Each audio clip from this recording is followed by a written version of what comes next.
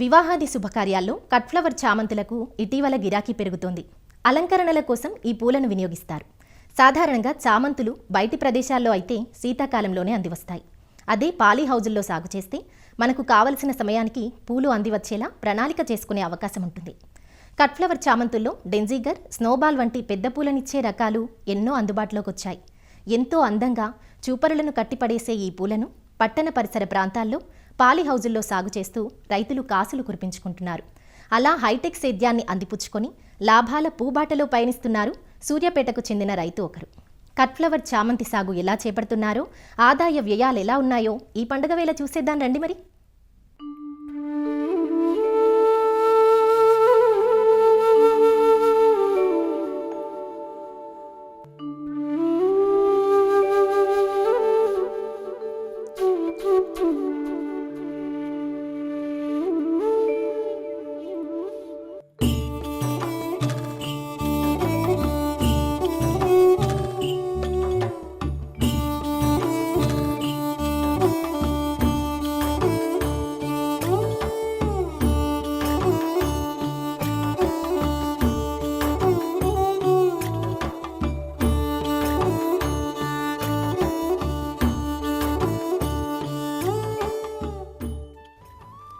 తాను విరబూయించిన చామంతి పూలను మనకు చూపిస్తున్న ఈ రైతే భుక్యా బిచ్చు.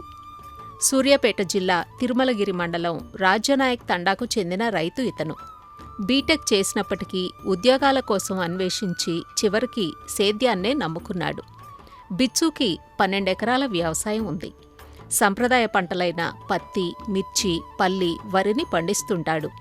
ఎన్ని పంటలు పండించినా వినూత్నంగా పంటలు పండించాలన్న కోరిక బిచ్చుని వెంటాడేది. దీనితో కృషి విజ్ఞాన కేంద్రం వారిని, స్థానిక ఉద్యాన శాఖలను సంప్రదించి తన ఆలోచనల్ని పంచుకున్నారు. సొంతంగా అధ్యయనం చేసిన పిమ్మట అలంకరణ పూలను సాగుకు ఎన్నుకున్నాడు. జర్పెరా, గులాబీ అయితే రోజూ మార్కెట్కు తరలించాల్సి ఉంటుంది. అదే చామంతి అయితే కోతకు కొన్ని రోజులు ఆగుతాయనే ఉద్దేశంతో కట్ ఫ్లవర్ రకాలను ఎంచుకున్నాడు. డెంజిగర్లో మిలమిల మెరిసే తెలుపు, లేత ముదురు వన్నెల కలయిక కలిగిన గులాబీ, పసుపు, ఎరుపు రంగుల్ని సాగు చేస్తున్నారు.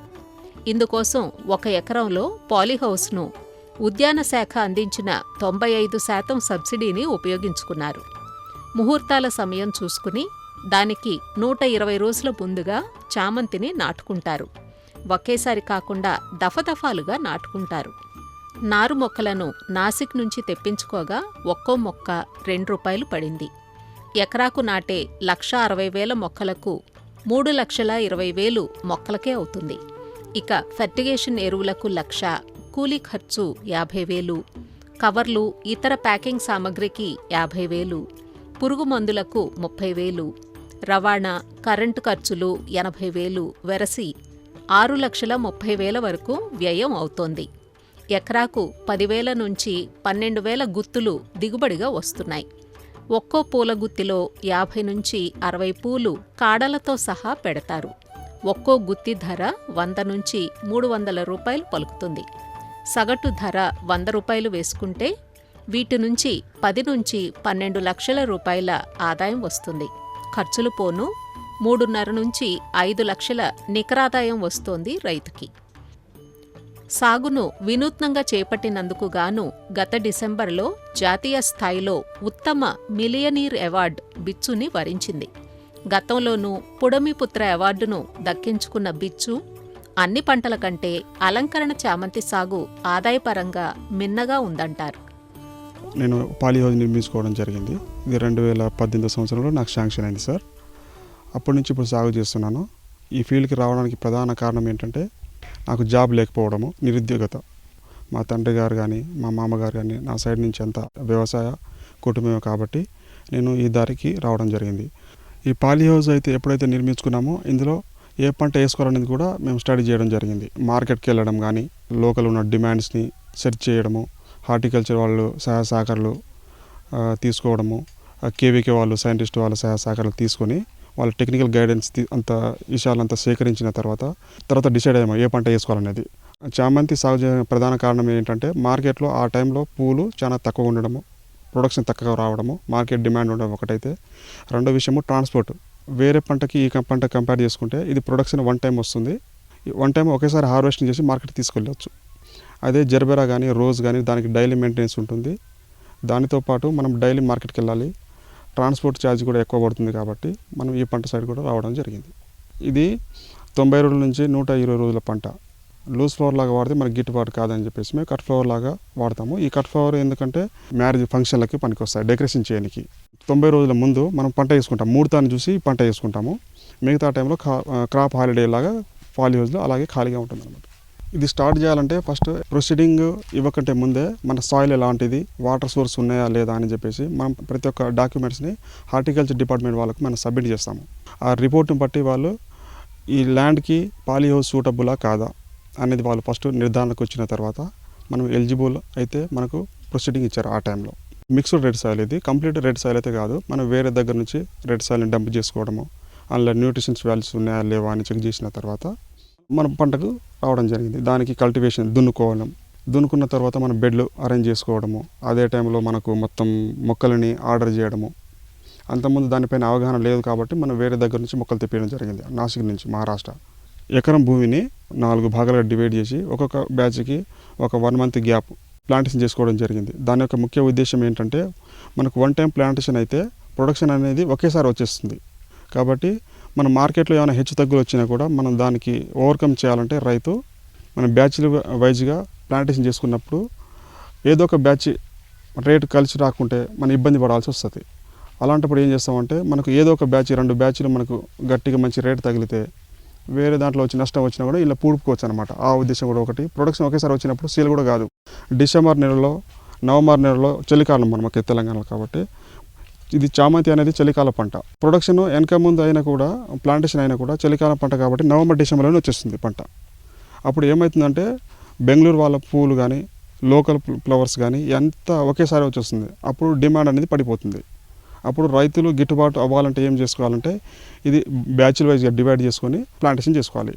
మనం ఫస్ట్ దున్నుకోవడము, అందులో పెంటమంటి వేసుకోవడము, తర్వాత బెడ్స్ తయారు చేసుకోవడము, డ్రిప్ లాటర్లు పరుచుకున్న తర్వాత దానిపైన సపోర్టింగ్ నెట్ కూడా వేస్తాము. సపోర్టింగ్ నెట్ వేసిన తర్వాత మనం ప్లాంటేషన్ చేసుకుంటాము. ఈ సపోర్టింగ్ నెట్ అనేది దేనికి అవసరం అంటే మనది కట్ ఫ్లవర్ లాగా వాడుతున్నాం కాబట్టి చామంతి అనే మొక్క కింద పడిపోతుంది. దాన్ని కాడ అనేది గట్టిగా ఉండాలి, స్ట్రేట్గా ఉండాలి. అంటే మనం బొకే పర్పస్ వాడుతున్నాం కాబట్టి స్ట్రేట్గా ఉండాలంటే మనము నెట్ అనేది వాడతాము. ఆ మొక్క పెరిగే కొద్దీ మనము పైకి వెళ్తాము నెట్ని. దాంతోపాటు మనం లైట్ అరేంజ్మెంట్ కూడా చేసుకుంటాము. లోపల మొక్క ఒక ఫీట్నర వచ్చేంత వరకు లైట్ వేస్తాము. అది 1 month టైం పడుతుంది. ఆ 1 month టైం అనేది వెజిటేటివ్ స్టేట్ అంటారు కదా, ఆ స్టేజ్లో మనం లైటింగ్ అరేంజ్మెంట్ ఇస్తాము. ఇది కట్ ఫ్లవర్ లాగా వాడుతున్నాం కాబట్టి ఆ లైటింగ్ ఇస్తాము. అదే లూజ్ ఫ్లవర్ లాగా వాడితే మనము లైటింగ్ ఇవ్వాల్సిన అవసరం లేదు. తర్వాత దానికి ఫర్టిగేషన్ చార్ట్ అనేది ఉంటుంది. వీక్లీ బేస్డ్ కానీ 3 days బేస్డ్ కానీ దానికి ఒక చార్ట్ ఉంటుంది. ఆ వెరైటీని బట్టి 0050 కాల్షియం నైట్రేటు, 9919, 13045 ఇలాంటివి కూడా ఫర్టిగేషన్ వాడుతూ ఉంటాము. దాంతోపాటు మనం మాన్యూర్ కూడా వాడతాము. ఇది పంట అనేది చాలా స్వీట్గా ఉంటుంది. తెల్లదోమ, పచ్చదోమ, నల్లి వస్తుంది. ఇందులో మందులో స్ప్రే కూడా ఎక్కువ పడుతుంది. సాగు చేస్తున్నది మొత్తం 1 acre అండి. దీన్ని 4 దశలుగా సాగు చేస్తున్నాము. మొత్తము మనకు వచ్చే బంచుల సంఖ్య ఎంత అంటే 10,000 నుంచి 12,000 దాకా వస్తుంది. ధర ఒక బంచ్కి 100 రూపీస్ నుంచి మంచి డిమాండ్ ఉన్నప్పుడు 300 దాకా పలికింది. అది కూడా రేర్ కేసులో పలికింది. అది మొత్తం కూడా కాదు, కంప్లీట్గా యావరేజ్గా మనకు 150 రూపాయలు బంచ్ వేసుకున్నా కూడా మనం మంచి ఇన్కమ్ సాధించగలం. పెట్టుబడి లాభాలు పోను మనకు 50% అనేది మనకు ఇన్కమ్ అనేది వస్తుంది. వేరే పంటకు దీనికి ఉన్న ప్రధాన సమస్య ఏంటంటే ఈ పంటను మనం కట్ ఫ్లవర్ లాగా వాడుతున్నాం కాబట్టి మొక్క కింద తీసేస్తాము. మళ్ళీ రీప్లాంటేషన్ చేసుకోవాలి. రీప్లాంటేషన్ చేసుకోవాలంటే మళ్ళీ నర్సరీ నుంచి బుక్ చేసుకోవాలి. ఒక మొక్కకి 2 రూపీస్ కాస్ట్ అవుతుంది. ఆ కాస్ట్ని రైతు బేర్ చేయగలుగుతాడా అంటే ఒకసారి మార్కెట్లో హెచ్చు తగ్గులు వచ్చినప్పుడు రైతుని తట్టుకోలేడు ఈ పంటని వేస్తే. అలాంటప్పుడు మేము నర్సరీని కూడా ఎలా రేజ్ చేయాలనేది కూడా మేము నర్సరీ మేనేజ్మెంట్ తెలుసుకొని ఒకసారి మొక్కను ఆర్డర్ చేసుకున్న తర్వాత ప్లాంటేషన్ చేసుకోవడము, అందులో వచ్చిన ఇగురుని మళ్ళీ నర్సరీ లాగా మార్చడము, మొత్తం 1 acreలో మళ్ళీ ప్లాంటేషన్ చేయడము, ఈ యొక్క రొటీన్ పద్ధతిలో చేస్తున్నాము.